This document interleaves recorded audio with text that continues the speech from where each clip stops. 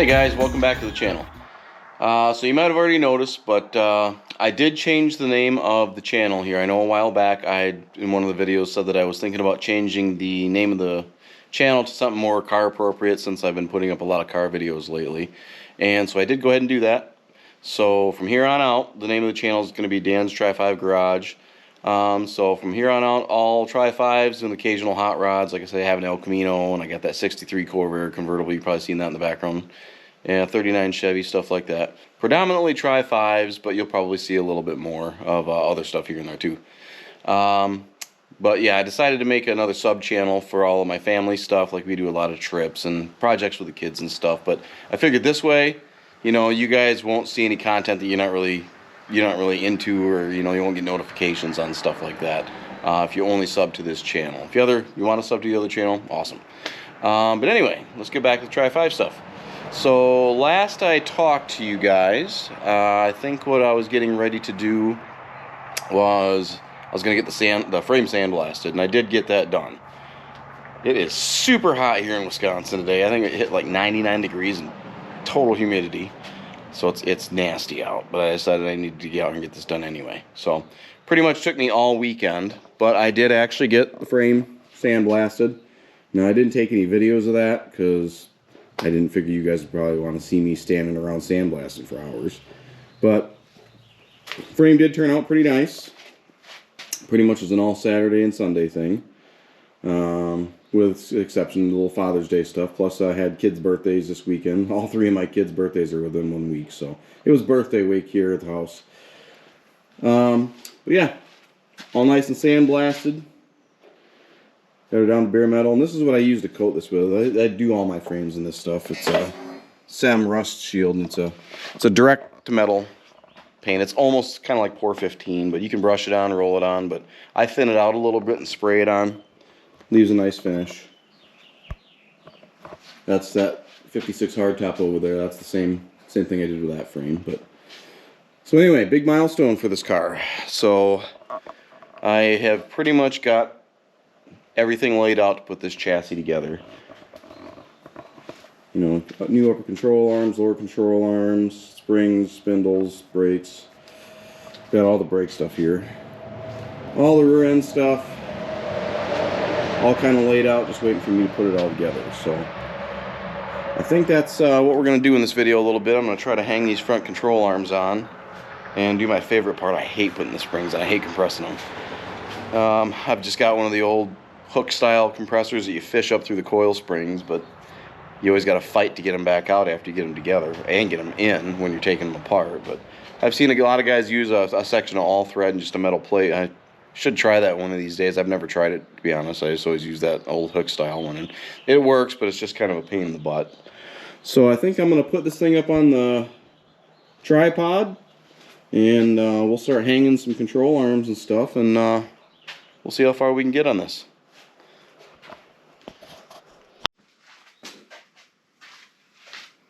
Okay, so slight change in plans. I like to play this fun game with myself called Where Did I Hide That Tool? So I really do have a spring compressor somewhere, but with two garages, where did I put it? It's here somewhere. So I think for now, I'm just going to start hanging some stuff on this chassis, control arms. I might get my way back to the rear axle and leaf springs, shackles, that kind of fun stuff. So we'll do that for now. I'm going to try to find that spring compressor, or I'm going to get a chunk of that all thread and we'll try that. This is obvious, I can't get this all done in one day anyway. So this might be a 2-day event. So with that said, let's get to work. Okay, so when you guys are putting one of these front ends together with your control arms and stuff, don't forget to put these in. Because once you put them in, or once you put the control arms in with the spindles and the springs and stuff, you're not going to be able to put these in after the fact. But they're the bumpers for the upper control arms. Usually I just put a little bit of oil on that and they snap in. But remember to do that first, because after the fact it's too late.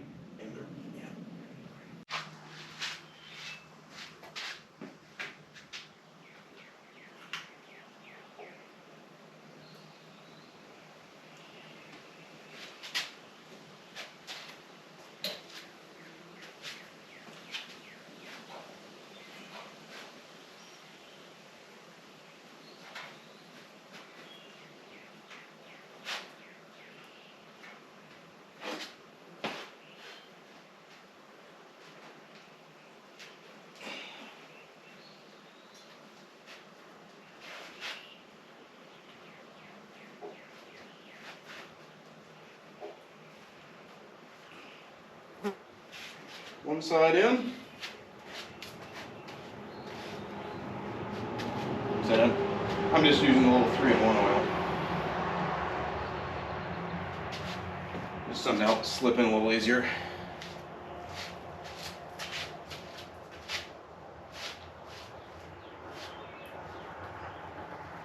There we go. Alright, now I think we'll open up this new hardware pack and start bolting on the upper and lower control arms. So I usually get one of these kits from Old 55, but they have everything, all the original brass style nuts to hold the upper arms on, lower bolts to hold lower control arms on, washers for the control arms, but I'm not going to use those because these are already new on these ones, so we'll save those for something else.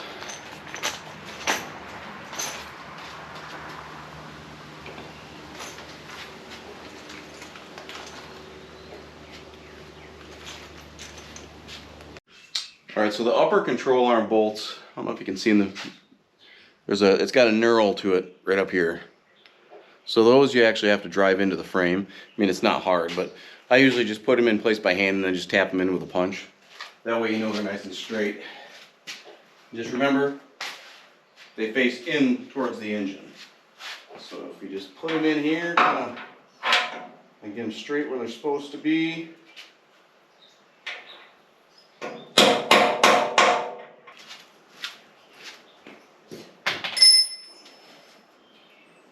Okay,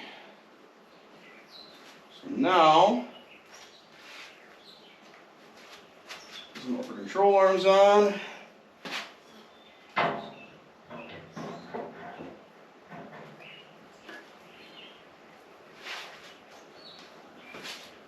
And here's where you usually got to spin these a little bit.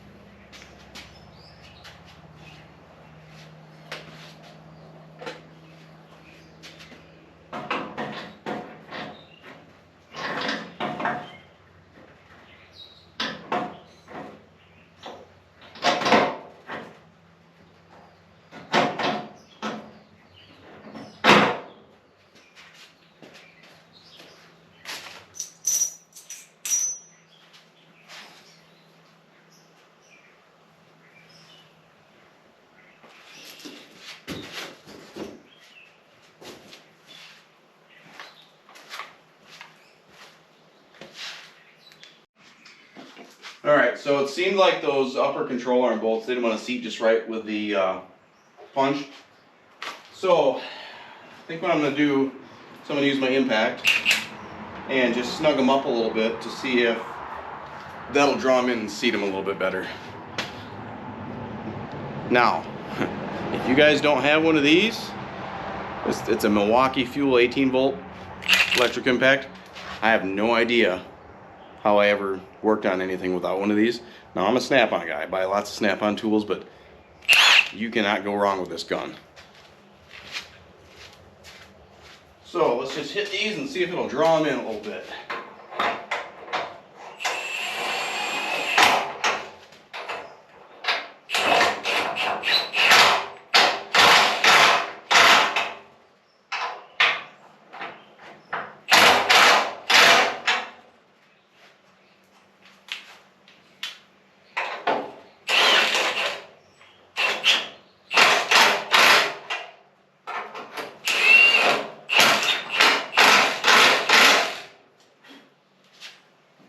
Now obviously those have to get loosened back up. You probably don't need to use an impact to tighten them, but it's got to come apart or loosened up anyway when it gets aligned.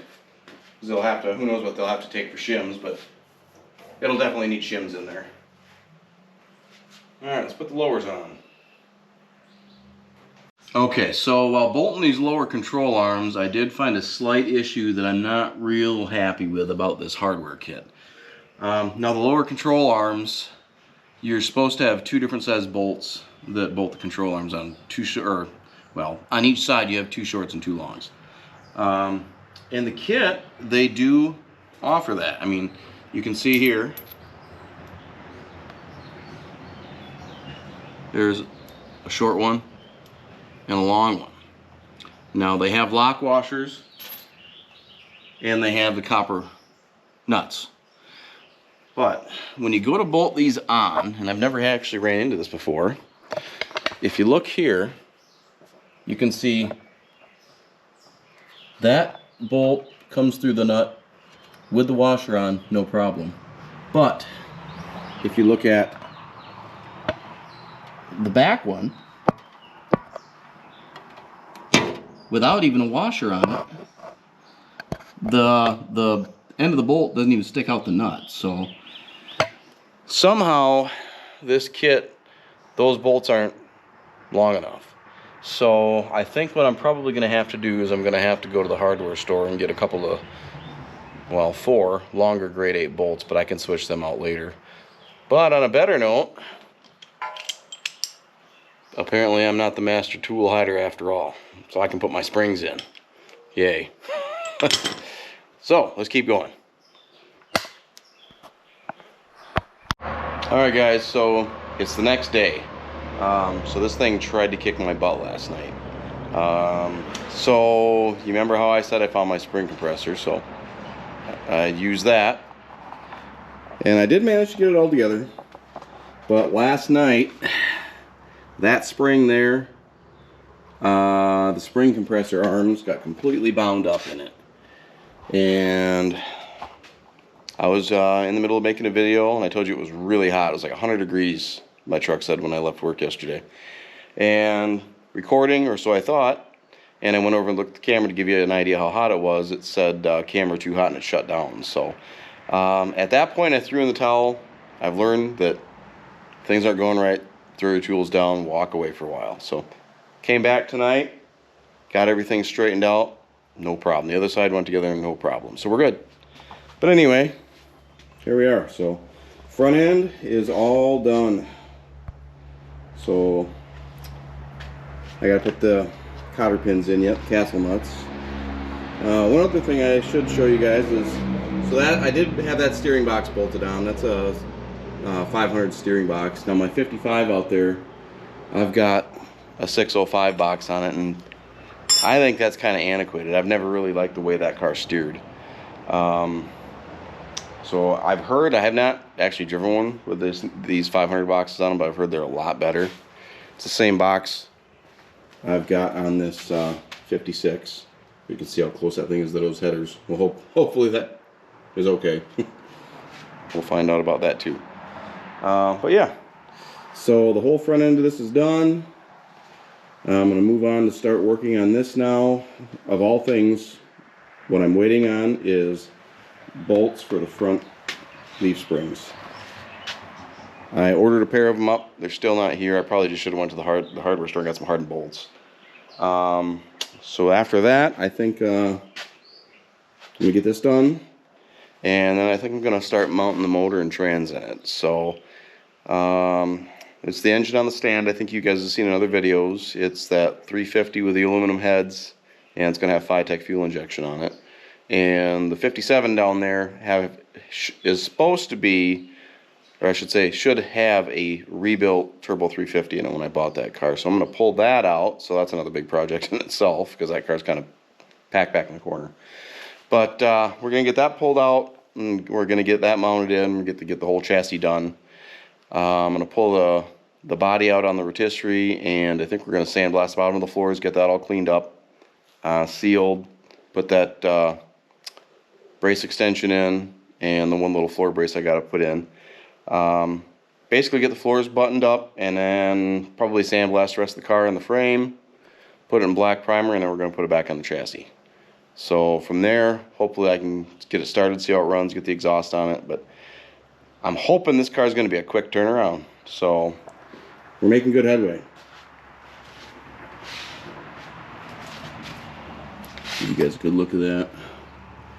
Those are reproduction control arms.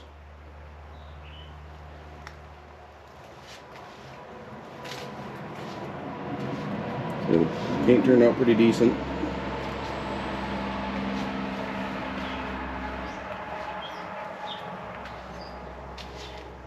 I thought about bolting the rear end together, but I think I'm going to wait till I have the springs hung on the frame here. Then I'll bolt the axle assembly, or axle tube on, I guess you'd say, and then put the front pumpkin in and then slide the axles in that way. That way I won't scratch anything all up.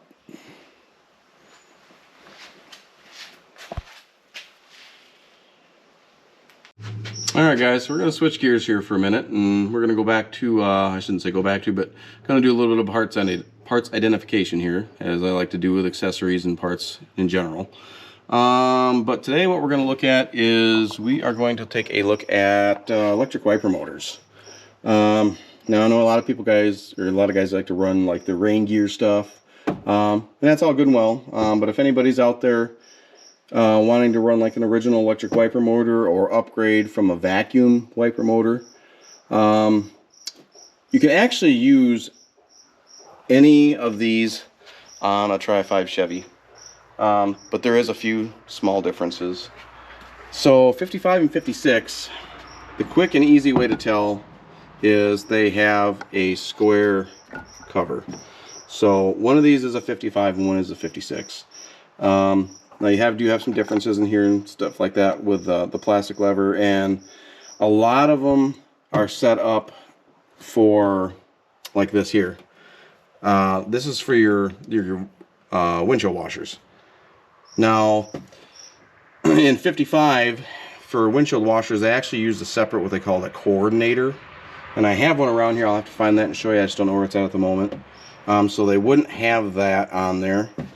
But the quick and easy way to tell a 57 is a 57 has a rounded corner right there, where a 55 and a 56 doesn't. Now, one of the other things I was going to tell you guys about these wiper motors is in 57 they came out with what they call a soft park mechanism, and what that does is, if you can picture your wiper blades when they're running, they do this, and when you shut them off, a 55 and 6 just stop. So a 57 has what they call a soft park, so when they're wiping, like this real fast, it'll slow down and they'll come down real soft. Now, in 57, there was actually a first and a second design wiper motor, and that's what you have here. Now, if you can see on all these, like there's a snap ring. I don't know if you can see that right there or not, but each one of these has a snap ring. Now, the 57 second design doesn't. It's smooth. There's nothing there. That's how you can tell you've got a soft park wiper motor. Because the first design 57 did not have it. The second design did. Where neither 55 or 56 did, so they do have a snap ring there. Now, technically, GM did release a replacement wiper motor, I guess you would say, that fit all 3 years, because these obviously you can interchange them. So technically, from a judging standpoint, you can put any of these wiper motors on, or I should say, they had one wiper motor part number that covered all 3 years that had that soft park mechanism. Now, I won't bother you guys with all the numbers and stuff. If you want to know them, you can get a hold of me if you want. Drop me a message, and I'll tell you what the difference is or what numbers fit all the 3 years. But I always like to run the 57 with a soft park, just because it's just a little extra something that, makes it look nicer or fancier, I guess. So, but anyway, that does it for the wiper motors for today. If you have any other questions, give me a holler. So I think the next thing we're going to do is like I said, we're gonna work on that rear diff in the next video, and I might even do some videos of us getting out and sandblasting the bottom of that floor.